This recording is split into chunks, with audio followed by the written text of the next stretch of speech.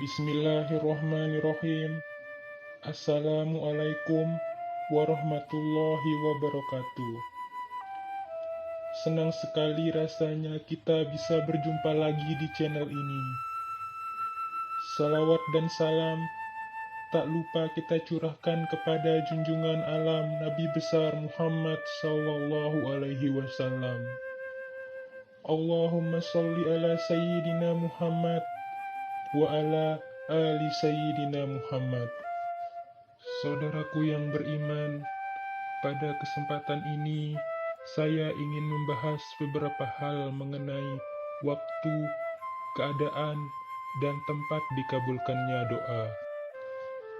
Sungguh berbeda Allah Subhanahu wa Ta'ala dengan makhluknya. Dia Maha Pemurah lagi Maha Penyayang. Lihatlah manusia, ketika ada orang meminta sesuatu darinya, ia merasa kesal dan berat hati. Sedangkan Allah Subhanahu wa Ta'ala mencintai hambanya yang meminta kepadanya.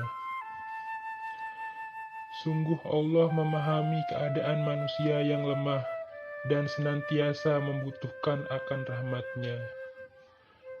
Manusia tidak pernah lepas dari keinginan, yang baik maupun yang buruk. Bahkan, jika seorang menuliskan segala keinginannya di kertas, entah berapa lembar akan terpakai. Maka, kita tidak perlu heran jika Allah Subhanahu wa Ta'ala melaknat orang yang enggan berdoa kepadanya. Orang yang demikian oleh Allah disebut sebagai hamba yang sombong dan diancam dengan neraka jahanam. Di antara usaha yang bisa kita upayakan agar doa kita dikabulkan oleh Allah Subhanahu wa Ta'ala adalah dengan memanfaatkan waktu-waktu tertentu yang dijanjikan oleh Allah, bahwa doa kita ketika waktu-waktu tersebut dikabulkan. Di antara waktu-waktu tersebut adalah: pertama, waktu sahur, ketika menjelang subuh, karena ketika itu Allah turun ke langit dunia untuk mengabulkan doa. Dari Abu Hurairah radhiyallahu anhu, Nabi Shallallahu alaihi wasallam bersabda, Rob kita, Allah Subhanahu wa Ta'ala turun ke langit dunia ketika tersisa sepertiga malam terakhir. Lantas Allah berfirman, siapa saja yang berdoa kepadaku, maka akan aku kabulkan. Siapa saja yang meminta kepadaku, maka akan kuberi. Siapa yang meminta ampunan kepadaku, maka akan aku ampuni. Kedua, waktu di hari Jumat.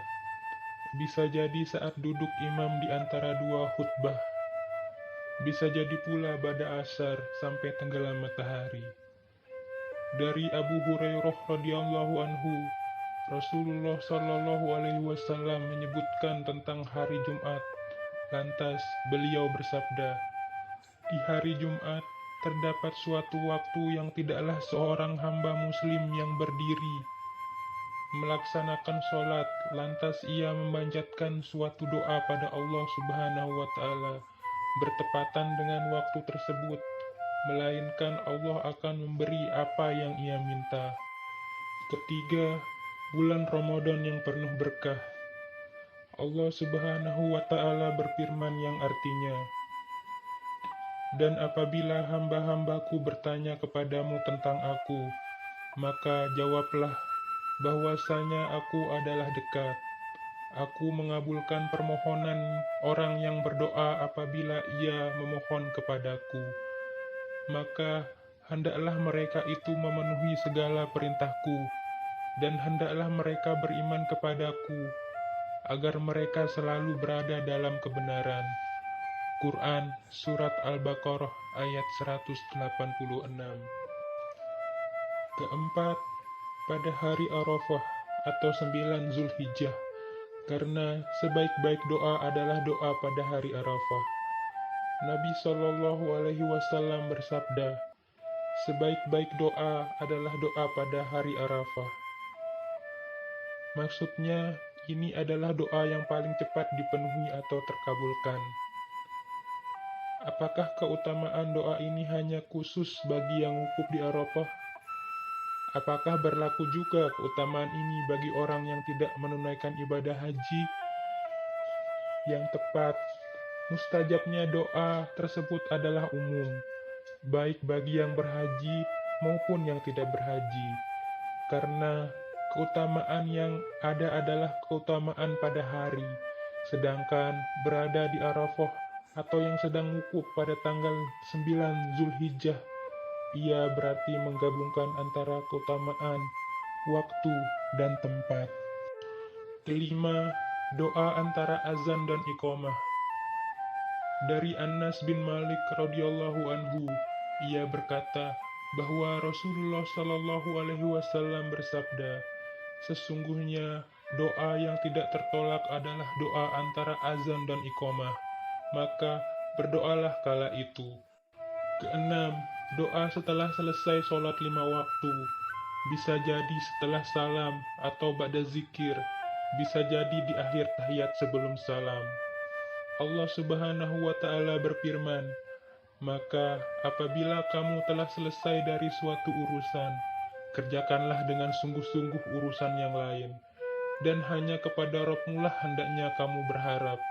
Quran Surat Al-Nasrah ayat 1-8.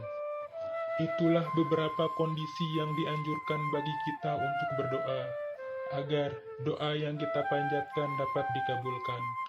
Mudah-mudahan video ini dapat bermanfaat bagi kita semua. Semoga Allah senantiasa mengabulkan doa-doa kita dan menerima amal dan ibadah kita. Amin ya Rabbal Alamin. Assalamualaikum warahmatullahi wabarakatuh.